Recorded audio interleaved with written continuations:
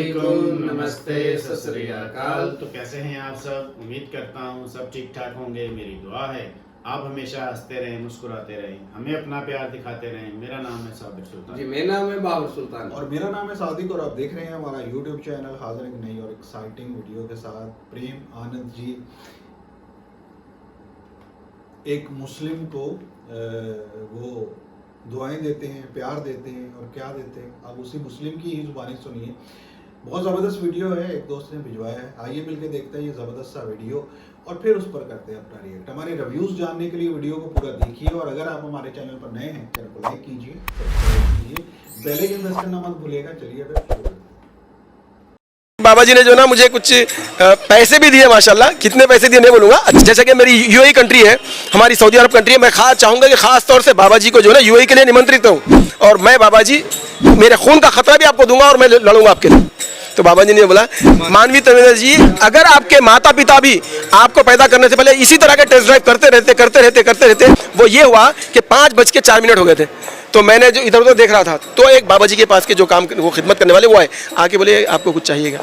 तो मैंने बोला कि जी हाँ, मुझे नमाज़ पढ़नी है, 5:04 हो गए, ऑलरेडी टाइम हो गया। तो फिर वो उठे। पेशे से एक एडवोकेट हूँ, एक लेक्चरर हूँ और मैं सोशल एक्टिविस्ट हूँ और उसके अलावा और भी दूसरी चीज़ें हैं। यहाँ पर वो बोलना उतना ज़रूरी नहीं है, लेकिन ये बोलना ज़रूरी है कि बाबा प्रेमानंद जी जब बात करते हैं तो लाखों नहीं करोड़ों लोग और करोड़ों लोगों के दिल और दिमाग पर उनकी बातें असर करती हैं। तो इस बात को, इस सच्चाई को बहैसियत मुसलमान मैं अगर मानता हूँ, तस्लीम करता हूँ, तो मुझे इसमें कोई शर्म नहीं महसूस होती। इसलिए क्योंकि कुरान में भी अल्लाह रब्बुल इज़्ज़त ने यह बताया है कि तुम अच्छाई और सच्चाई की बात करने वालों के साथ हो जाओ। इसका मैं चैलेंज करके हिंदुस्तान के सारे उलमा इकराम, न सिर्फ सारे हिंदुस्तान के बल्कि दुनिया भर के सारे उलमा इकराम को मैं चैलेंज करके बोलता हूँ, अगर मैं ये कुरान की आयत बोल रहा हूँ और अगर ये गलत है तो आप मेरी इस्लाह करना। आपकी जूतियां सिर पर उठा के मैं प्रेमानंद जी से मुलाकात हुई आपकी? बिल्कुल। तो प्रेमानंद जी के बारे में जो कुरान में बोला गया है कि अल्लाह रब्बुल इज़्ज़त ने फरमाया कि कुनु माअ सादिकीन, तुम सच्चों के साथ हो जाओ। तो मुझे ईश्वर ने मुझे बोला कि मेरे बंदे, मेरा एक बंदा है हिंदुस्तान में प्रेमानंद जी, जो अच्छाई और भलाई की बात करते हैं, इंसानियत की बात करें, उनके खिलाफ जो साजिशें हो रही हैं, तुमको भी चाहिए कि तुम उसके ताल्लुक से डिफेंड करो और जाके बताओ कि प्रेमानंद जी ने जो बात बोली है वो कितनी सही है।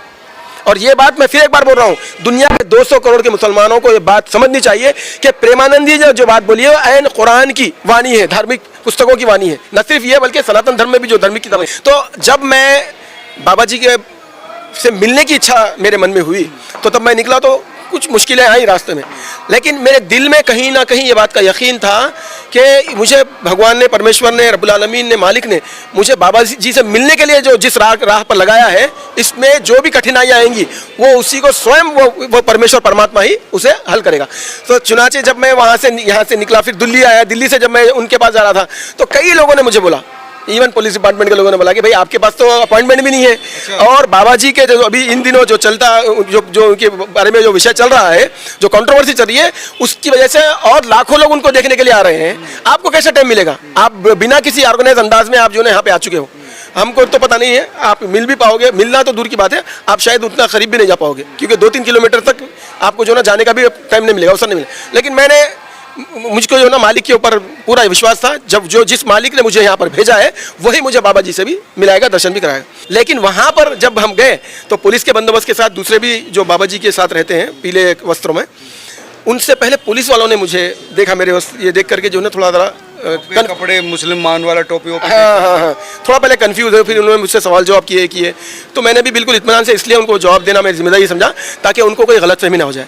फिर उसके बाद जो है ना कुछ एक लोगों आए, आकर के जो है ना मेरे साथ फोटो लेने की कोशिश की, तो पुलिस वालों ने हटाया उनको। तो मैंने बोला कि नहीं, उन लोगों ने बोला नहीं, देखिए बाबा जी के बारे में इन्होंने क्या बोला है।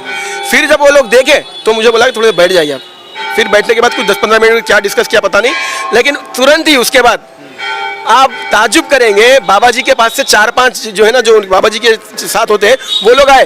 अच्छा। और इतने रेस्पेक्टफुल्ली, इतनी इज्जत और इतने प्यार से उन्होंने आकर के मुझे कान में बोला, फिर हाथ जोड़ के बोला आप चलिए हमारे साथ। फिर वो रात का सिलसिला शुरू हुआ। देखिए कि बाबा जी ने मुझे देखा, उनके साथ के लोगों को फिर उन्होंने मुझे एक शॉल दी, वो शॉल उन्होंने आके वो लोगों ने पिनाई और लोगों की जो चीखें पुकारें थी, मैं बस ये बोल सकता हूँ कि वो एक ख्वाब वाला मंजर था माशाल्लाह।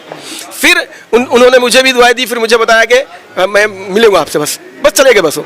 अब उसके बाद जैसे बाबा जी गए, कई लोग आए, मुझे वो जो फूल वगैरह थे उन्होंने बोला कि वो दीजिए, ये मुझे हाथ से मिल रहे हैं, ये लोग फोटो ले रहे हैं। वो दो माताएं मेरे साथ बैठी थी, बहुत बड़ी उम्र की थी। मैंने बाबा जी को बोला कि ये भी बहुत इच्छुक है आपसे मिलने, तो उन्होंने बोला कि उनसे भी मिलेंगे। उसके बाद ये हुआ कि वो लोगों को भी रात के 4 बजे के बाद 5 बजे फजर। और एक अहम बात ये भी बोलना है, ये बात भी देख लीजिए, जो मुसलमानों के वर्ग में, तबके में जो हिंदू बरादरी के अगेंस्ट जहर उगलते हैं, हमारे देश में दोनों भी समुदाय में कुछ ऐसे भी लोग हैं जिनको बोल सकते हैं समाज की गंदगी। लेकिन यहाँ पर मैं ये अच्छा ही बताना मेरी जिम्मेदारी इसलिए समझता हूँ क्योंकि अगर मैं इस बात को छुपाऊंगा तो ये मुनाफिकत होगी, और अल्लाह रब्बुल इज्जत लानत भेजता मुनाफिक हो। वो ये हुआ कि 5:04 हो गए थे, तो मैंने जो इधर उधर देख रहा था, तो एक बाबा जी के पास के जो काम वो खिदमत करने वाले वो आए, आके बोले आपको कुछ चाहिएगा। तो मैंने बोला कि जी हाँ, मुझे नमाज़ पढ़नी है, 5:04 हो गए, ऑलरेडी टाइम हो गया। तो फिर वो उठे, और सॉरी इससे पहले ये भी बोल दूं कि मैं जब ज़मीन पर बैठ रहा था तो वो आया के बोले नहीं, बाबा जी ने बुलाया कि आप जो है ना इस पर बैठेंगे। फिर वो कुछ लाए, वो हाँ कोई एक चीज़ लाए, नरम थी माशाल्लाह, उस पर उन्होंने मुझे इज्जत दी। तो ये इज्जत जो है ये बाबा जी के एक अखलाक और किरदार और कैरेक्टर का बहुत बड़ा नमूना है। मैं एक मुसलमान, मेरे एक आदमी के कम होने से या नहीं आने से या मेरे एक आदमी के नजरअंदाज करने से वो जो करोड़ों उनके श्रद्धालु हैं कमी होती, लेकिन उसके बाद भी बाबा जी के और उनकी जो उनके पूरे सब जो ग्रुप था, टीम बोलूँगा मैं उसको, उन्होंने जिस व्यवहार के साथ मेरे साथ यानी कि सलूक किया है और जो मेरी जो देखरेख की है, मैं ज़िंदगी भर नहीं भुला सकता। फिर फजर की नमाज के लिए उन्होंने मुझे बोला कि आप भी वो नमाज से पहले कुछ मुँह हाथ धोते हैं ना, वो भी चाहिए। मैं बोला बिल्कुल। तो उन्होंने उसका प्रबंध किया। फिर उन्होंने बोला मुझे थोड़ा आजू बाजू के लोगों का ध्यान देना। फिर ये बात भी इस्लाम में है, ये बात भी इस्लाम में, वो समझ रहे थे कि मैं शायद बहुत चीख के पुकार के कुछ करूंगा। फिर मैंने नमाज पढ़ी और मैंने उनको बोला कि आप मेरे बिल्कुल बाजू खड़े हो जाइए, आपको अंदाजा हो जाएगा कि मेरी आवाज़ कितनी होगी। फिर मैं नमाज पढ़ा, 2-3 मिनट की होती है फजर की नमाज, 3 मिनट की 4 मिनट की। फिर मैं अल्लाह का शुक्र अदा करा कि ये रब्बे कायनात तो यहाँ तक ला लिया। मेरी ख्वाहिश है कि बाबा जी से सामने आमने सामने बैठ के बात कर सकूँ। अब उसको भी लोग बोले नहीं ये बहुत मुश्किल है, नहीं हो सकता ऐसा। लेकिन फिर क्या हुआ, फिर सवेरे 8 बजे के लगभग फिर वो लोग आए, फिर मुझे एक प्रवचन में बिठाया उन्होंने। अब यहाँ पर मैं एक और बात बोलना चाहूँगा।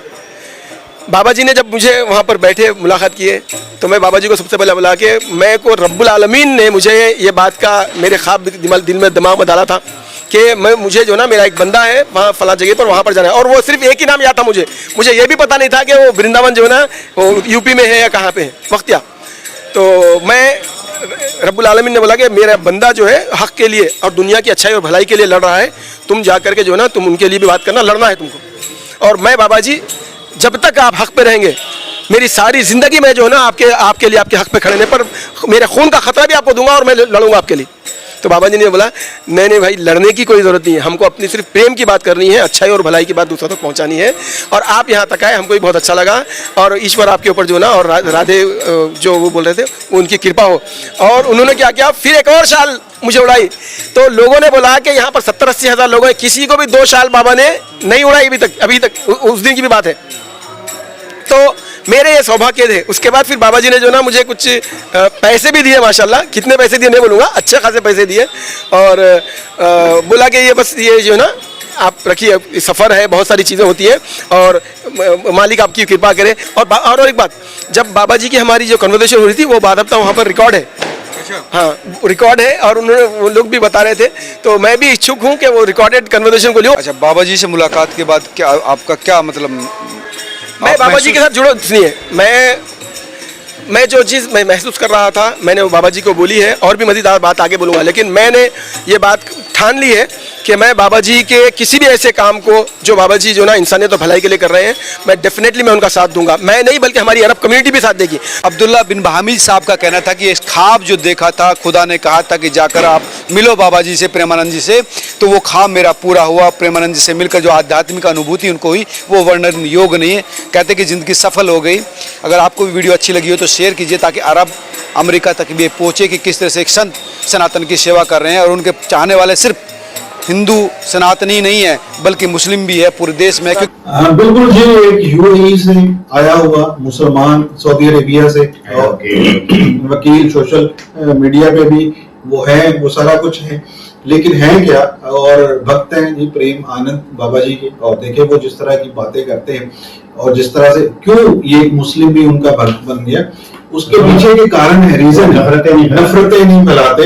तो वो उनको नमाज पढ़नी है तो उनको नमाज पढ़ने के लिए भी जगह फराहम की जा रही है। अब कई जगह पे नमाज को लेकर कंट्रोवर्सी क्रिएट की जाती है, नफरत फैलाई जाती है, अच्छा नहीं समझा जाता।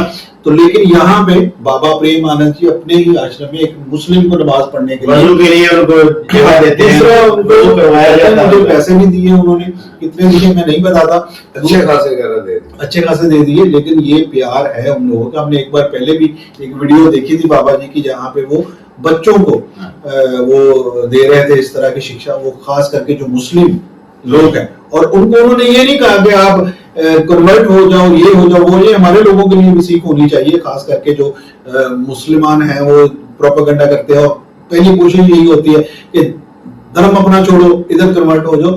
क्या करते हैं कि उन्होंने कहा कि अपने कुरान से ये जो नाम तुम्हें दिए हुए हैं, जब वो क्या है, जो हमारे यहाँ जो लोग हैं वो कलमा जो भी विरद लोग हैं, वो उन्होंने कहा है कि वज़ाइफ वो पढ़ो और लोगों को खुश रखो, लोगों को तंग ना करो, यही सबसे बड़ी चीज है। यानी कि इंसानियत का भला करो, अपने ताई किसी की भी दुखी की वो हेल्प कर दो, कोई बेरोजगार है उसकी मदद कर दो, या कोई जिसका कोई कमाने वाला नहीं है उसकी हेल्प कर दो, यानी कि लोगों को खुश करो, आपसे लोग तंग ना हो, हमसाये का ख्याल कर दो, इस तरह के हकूक है। अपनी जुबान से किसी को कोई दुख ना पहुंचाओ, हर किसी का ख्याल रखो। तो ये सारी चीजें हैं जो बाबा प्रेम आनंद जी सिखाते हैं, और इनकी बातें वाकई में असर रखती है। और ये एम ही नहीं कोई रहने वाला जो मुस्लिम है उनसे मिलने यहाँ तक पहुंचे हैं। बिल्कुल ऐसे देखिए, एक चीज ये भी है ना कि आप फॉर एग्जाम्पल एक धर्म है, वो धर्म को छोड़ के आप जब वो इंसानियत के लिए काम करते हो या इंसानियत के भले के लिए काम करते हो, तो भाई आप ये काम करोगे तो आपका भला होगा, आप इंसानियत को फरोग दोगे तो आपका भला होगा, आप इंसानों के काम आना शुरू हो जाए, जो है वो आपको पालने वाला जो है, आपको पैदा करने वाला जो है वो आपके काम आना शुरू हो जाएगा।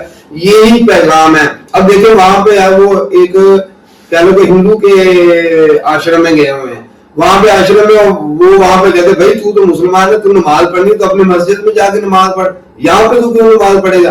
वो खुद बकायदा वहां पे जो है वो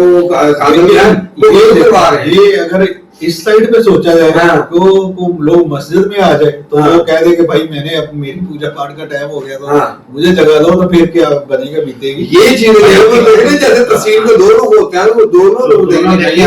अभी ये चीज है कि वहां पे उसको अभी ये हमारे यहाँ बताया तो जाता है कि जो हमारे नबी पाक के एक ईसाई आया वफद उनसे मिलने के लिए, तो उन्होंने कहा कि हमारा वो टाइम है पूजा पाठ का, उनको मस्जिद नबवी में जगह दी गई अलग से।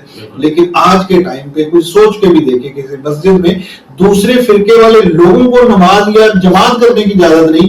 लोगों ने मस्जिदों के बाहर बड़े बड़े बोर्ड अवेजा किए हुए हैं जी, देवबंदी और शिया वाले कहते हैं कि फलाने यहाँ इंटर नहीं हो सकते, और जो एलिस है वो कहते हैं फलाने वाले यहाँ ना इंटर हो, यानी कि अपना अपना कारोबारी लगाई हुई। तो जब ये फैक्ट्रियां नहीं थी, मजहब था, ये नफरतें भी। वहां पे एक मुस्लिम वहां पे गया है, उसके लिए बाबा जी ने अपने जितने भी भक्त वहां बैठे हुए थे, मुस्लिम तो एक था, वहां पे हजारों में थे, तो उन्होंने बता दिया उनको कि भाई जिसके सर पे टोपी है, जो मुस्लिम है, उससे नफरत नहीं करनी, उसको नमाज पढ़ने देनी हो, अपने मजहब के मुताबिक उसको जो है ना वो जो करता है उसे करने देना चाहिए।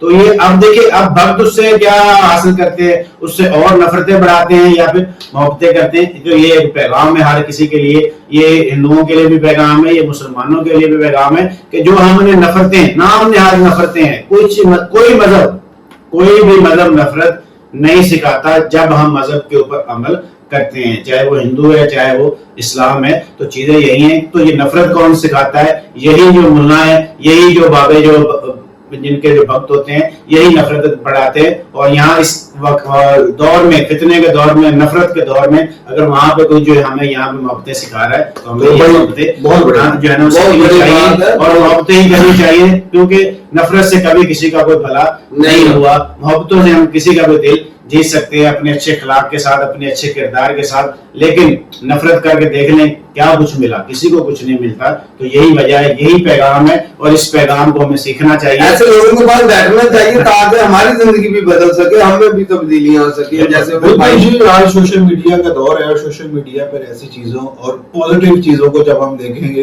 तो पॉजिटिव थिंकिंग ही आएगी। जब हम बहुत ज्यादा नेगेटिविटी में रहेंगे, नेगेटिव चीजों को ही देखेंगे, प्रमोट करेंगे, तो फिर नेगेटिविटी डेफिनेटली आएगी। तो चॉइस आपकी है। वीडियो अच्छा लगे लाइक एंड सब्सक्राइब जरूर कीजिएगा। मिलेंगे एक और वीडियो में, तब तक के लिए अल्लाह।